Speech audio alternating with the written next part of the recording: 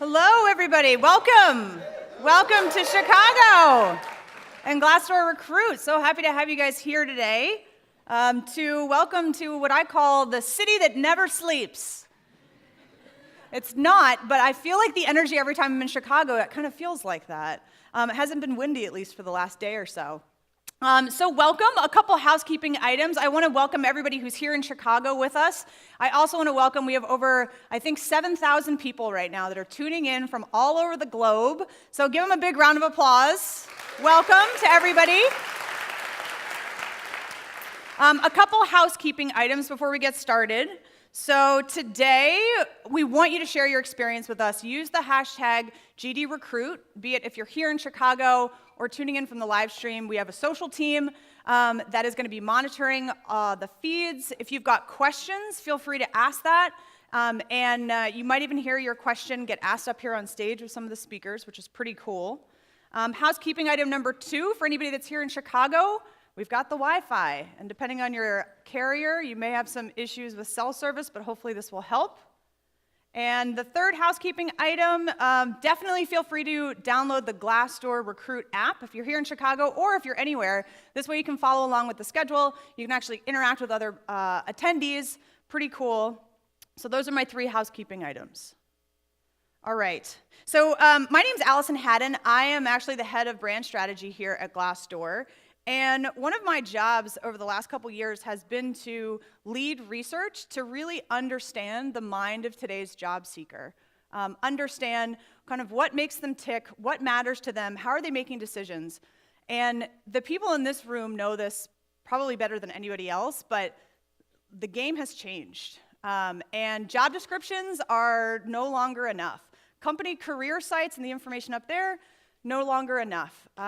Harris Poll conducted a poll of US job seekers just a couple months ago, and what they found was 97% of job seekers today want to be informed about all aspects of a company before they make a decision about applying.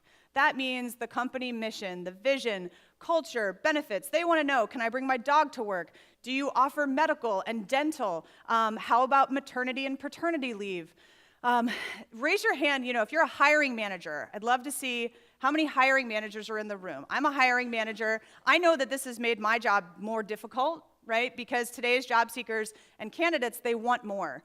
But the people that my heart goes out to, and I'm going to offer to buy you a drink today at our complimentary happy hour that happens after the event. But raise your hand if you are a recruiter or you're a head of talent acquisition or a CHRO. Raise your hand if your full-time job, and that is probably about 90% of the people here, your full-time job is to manage the expectations of today's candidates and job seekers. Raise your hands if you feel like it's harder today than it was, say, 2 years ago. Yeah. Some of you are like, we've got it handled. Good for you guys. So the game has changed, and the one thing that is, I think, the silver lining is, although it may be more challenging today to kind of manage the expectations of these candidates and these job seekers that are really requiring more of employers before they make decisions, is sort of the downstream effect of this, and the silver lining is when I also conducted focus groups and research with employers across all different industries and sizes, these were actually the job seekers and the candidates that they said they actually were looking for. They said, we don't just want a stack of resumes to have to go through, because that's actually not valuable to us, and it actually wastes time. We actually want the job seekers and the candidates that are well-researched, that come into the hiring and the interview experience with the right expectations, that they're engaged in their entire process so that when they then come into the job, they actually turn out to be the right fit. And the impact of potentially hiring these right candidates that employers told us that they want, basically improving the candidate experience, saving time throughout the hiring process, and then hopefully putting the right people in the right positions that will end up staying at your company longer. So our CEO, Robert Homan, is going to be coming out in a couple minutes, talking more about today. We also have our chief economist at Glassdoor, Dr. Andrew Chamberlain, that's going to be sharing some really exciting research. We've got a number of powerful brands that are also going to be up on stage here today in fireside chats and panels, and we've even got breakout sessions if you're here in Chicago, which is super exciting. We have the United Airlines CEO, Oscar Munoz, who's going to be here. We have brands like T-Mobile, Hyatt, the Washington Post, Major League Baseball, and more that are going to be up here. And the most important thing is, we're hoping everybody today, be it on the live stream or here in Chicago, is able to walk away with the understanding of, who you want to recruit today, what do those candidates look like, how do you attract, hire, and retain those people so that you can get an edge on your talent competitors. So without further ado, I'm super excited, again, for the city that never sleeps. Sleep when you're dead, be it New York or Chicago or London or wherever else you're tuning in from. And please give me a round of applause and welcome the founder and CEO of Glassdoor, Robert Homan. When she was just a girl, Good morning, everyone. It's good to see you. Thank you, Allison, for that wonderful introduction. Well, we're excited to be here. This event is, I believe, our third conference of this sort, and it's the first to be simulcast in both Chicago and, at the same time, in London, which is super exciting. We've got thousands and thousands of people on the live stream today. And being in Chicago is somewhat special for us because you may not know this, but Chicago has become Glassdoor's second home. We now have about 200 people here that we've hired in just the last year and a half in the Fulton Market West area. I spend a fair amount of time here, and we're super, super excited to have this be our second home. Today, in terms of the audience, we have a broad cross-section of people. We have HR marketing leaders, we have talent acquisition, we have recruiting experts, we've got employer brand professionals, and we've got a handful of CEOs here too. So welcome to all of you, and thanks again for making the time. So we've put together an incredible roster of speakers. You've got an ex-engineer up here, we've got an economist coming up. It's going to be awesome. You're going to be alive and wake. And economist! PhD! We're going to have a lecture. This is set up perfectly for a lecture. There will be a test at the end. All right. So I want to kick things off by talking just a little bit, taking a step back and talking about the issues and problems of modern recruiting. And we're pretty data-driven at Glassdoor, and so, of course, I wanted to start with some data. The way we did this is we enlisted a third-party firm to survey several thousand hiring managers in the US and in the UK to give us these insights, and in particular to tell us what their biggest challenges are today. And here's what you said. You're being squeezed. If you're in the seat, this is not news to you, but you're being squeezed from above by smaller budgets, tighter budget constraints. You're being squeezed below by increasingly higher demand for comp, in a tighter labor market. You're having to learn new muscles around employer brand. You're having to recruit millennials, a new generation of workforce that really wants their work and their life mission and their purpose aligned. And all of that is new, and HR is having to adapt to it. But that isn't your biggest challenge. Your biggest challenge is this. 3/4 of you said that finding qualified candidates is your #1 recruiting challenge. You're getting lots of applicants, but you're not getting the right ones. And this actually is a new problem. This was not HR's problem just 50 years ago. Things are changing. And so I thought it'd be interesting this morning to take a big step back and talk about why we're having this interesting phenomena where you've got access to as many candidates as you want, just this tsunami of candidates, they're just not the right ones. And so it's almost like data everywhere, but no insights. Let me set some context. Part of the issue is we're in an always-on, hyper-connected world. We're transparent on just about everything that we do, and if you think about it, we rely on a wealth of information that you just take for granted as you go about your day-to-day life. Where to eat, what to watch on TV, what car to buy, you name it. The opinions of others matter way more now than the multi-million-dollar budgets and marketing budgets of big companies. And we've evolved even now to be more efficient. We're sharing our cars. We're sharing our houses. We're sharing our lawnmowers. I haven't done that yet, but I'm told you can do it.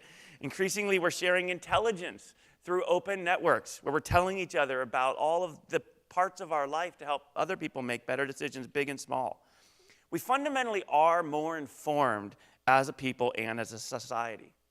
And of course, the catalyst for this has been technology, and in particular, the communications revolution. But I think we're just now really beginning to feel the impacts on HR and recruiting. You see, up until about 50 years ago, the world functioned in what we call a labor economy. And in the labor economy, the world was centered on physical inputs and natural resources. People made stuff and they mined stuff. That was kind of it.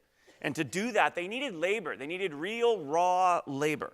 Companies relied on a labor force predominated by skills that were largely interchangeable, just 50 years ago. And in the labor economy, if you were a laborer, what was fascinating was it's really hard to differentiate yourself. If you think about standing on an assembly line next to somebody else and things moving by, you can only do so much better than the person standing next to you. Labor is basically just labor, and it's largely interchangeable, and workers were commodities of basic skills. As a result, HR was compliance focused. Their job was get people in the door, get them paid, make sure we're complying with all the laws, and recruiting was very, very tactical. It was relying on active candidates, help wanted signs, classified, again, put people into seats. Because it didn't matter that much who the people were, as long as they showed up to work, did their work, and were somewhat reliable. That changed in the 80s and 90s. We began to shift to what we call the talent economy. As the world became more complex, technology began to accelerate, required a whole new set of skills. Companies began to become hyper-specialized. Workers became hyper-specialized. You had engineers that specialized in certain aspects of software, certain aspects of hardware, or manufacturing. For the first time, truly, there was some of this earlier, but for the first time at scale, you could be good at a job. And in fact, if you were good at a job, you could differentiate yourself. And you could have tremendous impact on a company. You were talent at scale. For the first time, people were not really interchangeable. Talent certainly wasn't. You may have heard the phrase that one good engineer, one great engineer could do the work of 10 mediocre engineers. That's true, but what's even more so in the talent economy is one great engineer could do things that no number of mediocre engineers could do. For the first time, this talent provided breakthroughs to companies because they were relying on intellectual capital coming out of people's heads, no longer natural resources coming out of the ground or things like that. Since it was coming from people's heads, amazing people could do amazing things, and they were a strategic natural resource for companies. And so you had to have them. The balance of power, which was previously solely in the camp of employers, began to shift towards a more even balance between employers and employees. And this was when the war for talent was really born, was this technological revolution in the 80s and 90s. Fast forward a little bit to today, we're in what we call the shared network economy. And what it's characterized by a hyper-connected world with a tremendous amount of transparency. And this, too, is really kind of new in the last decade or so. Smartphones are really only about, I always forget this now, I think it's 12 or 13 years old now. Again, it feels like we've had them forever in our pocket. I don't know what I would do without mine, but they really are. It wasn't that long ago. They just didn't exist at all. And what's happened is the network has made the world more transparent. And with more transparency, here's the thing you've really got to drop in on. With more transparency in our space comes faster job changes. The workforce has better visibility to what jobs are available, where they are, what companies may fit me, to pay, to a whole host of things. And as a result, the economy and the labor force is constantly reassembling itself, trying to find equilibrium. Talent's constantly being lured away, or they themselves are finding what's a better fit for them. People literally plan their next career move on the day that they start their job. They really do. And they're smart for doing so. They're thinking about a career arc that lasts multiple decades at lots of different companies. And so HR is being required to evolve again to deal with this. And this, while it feels kind of bad, as any kind of transition does, that the workforce is becoming so liquid, it's changing so rapidly. At the end of the day, it's the economy and it's the workforce finding equilibrium, finding the most efficient way to reassemble itself. And it's probably good for us overall, despite the fact that it's somewhat uncomfortable. The upside of all of it, though, while this may have been enabled by transparency also gave a huge gift to allow us to do a better job for our companies in this, and that I call the informed candidate. Because for the first time, with all of this deep visibility, candidates have the ability to really know what it's like to work at your company and whether or not it's a fit for them. And that turns out to be an absolutely pivotal fact in helping you to deal with this changing world. So research shows that the informed candidate, frankly, is just better. There are candidates who understand your company. They walk in your door, they're well prepared for an interview, they're asking pertinent questions, they know about the job role, the company culture and package, the comp and benefits. They're a candidate that demonstrates that they have the right experience, but more importantly, they have the passion to work at your company and to follow your mission. And that is, frankly, half the battle in finding the right people for the right jobs. In terms of benefits, again, being somewhat data-driven on this, we know from a candidate experience standpoint, when people come in educated on what it's like to work at your candidate experience for them, it actually reduces your time to hire. It's better for your hiring managers.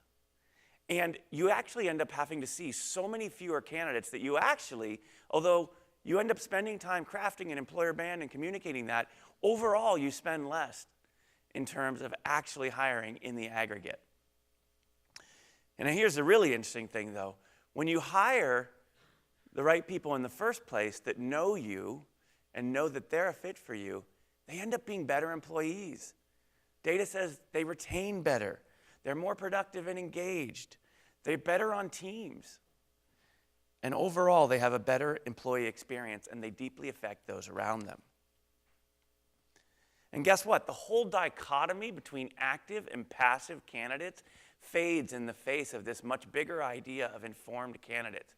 Because the truth is, active versus passive candidates means very little in a world where people are changing jobs every couple of years. We're always constantly in this sort of quasi-active, quasi-passive state where we're keeping, at least anyone really, on their toes is looking around, is keeping their options open, is figuring out what's next in their career arc. And as a result, you as recruiters, it's much more important that you inform them and lay the groundwork for when they do decide to make their next choice than that you find them in that very brief moment where maybe they happen to be active, or you go through the tremendous amount of work to try and lure them away when they're passive. In fact, as part of this same survey, 3 out of 4 of you told us that passive recruiting is becoming really challenging because people just aren't responding anymore. The saturation and noise coming from recruiters to people through social networks has just resulted in people beginning to tune it out. So, the punchline in all of this, 9 out of 10 of you agree that an informed candidate is a quality candidate, which means the solution to the problem of finding quality candidates is right here in the very transparency which created some parts of these problems in the first place. You need a place where you can find people that want to work for your company, that understand who you are, who are self-selecting you. And we can help you tremendously on that. Glassdoor is the best place to find informed candidates. There's a variety of data points that we can look at that show this, but here's just a couple of my favorites. Third party looked at millions and millions of candidate journeys. So the time that people from they first look at a job description to the time that they actually apply to a job and then are placed in the company. And we saw a fascinating thing. What we found is people that used Glassdoor on that survey, or in that journey, compared to people that don't, spend about 2.5 times as long in the process from the time they see the job to the time that they apply. And that I view as a good thing. It takes longer, sure, but what they're doing in that time frame is they're figuring out whether they're a fit for you. They're figuring out whether you're the right company for them, whether the culture, whether the job, whether the benefits, all the stuff they need to know to make sure that they fit in your environment, those boxes are checked. So that by the time they apply, they're not wasting their time and they're not wasting your time. This, in turn, creates this phenomena where, again, a third party looked at over 30 million applications to companies. And what they saw was that Glassdoor, relative to other sources of hire, people that came through Glassdoor were about twice as likely to be hired by a company. And this was pure self-selection. People who chose, after reading your reviews, after looking at your salaries, after looking at your interviews, after looking at your company updates, after really understanding who you were, if they still chose to apply, they really wanted to work there. And it turns out that by about a factor of 2 to 1, they end up being candidates that you really want to hire too. And so this is just a tremendous increase in productivity for your entire recruiting machine. Not to mention the downstream effects of getting the right people into the right job, which we already talked about. So the world's going to continue to evolve. I don't know what comes next. Our industry is going to evolve, and so will our candidates. One thing is for certain, it will not become less transparent. I can almost guarantee that. It will not become less connected. If it's possible, it's going to get faster yet. Our challenge is to make sure that we have the right information and signals in the right channels at the right times for candidates who are going through this. And it's not about skills or paychecks. It's about finding people that really want to work for you because they align with your purpose and they align with what you provide. The best way to create these connections with candidates is for you to make sure that your recruiting and employer brand positioning reflects your reality. Informed candidates are literally out there right now on Glassdoor researching your company. I guarantee it. There's 50 million people a month that use our service. So right now for your company, there's people reading about you on the service. The trick is, and the goal is to make sure that they understand what in your work is important and aligns with them. You know what it takes to hire great candidates. It's up to you to help them become valuable, informed candidates. So today is all about winning over these informed candidates. And more important than hearing from me is hearing from your colleagues about how they do this and how they think about this. So I'm going to leave you in the very capable hands of JT O'Donnelly of Work It Daily, who's going to moderate the next panel of experts. Thank you very much this morning, and please help me to welcome JT O'Donnelly on stage.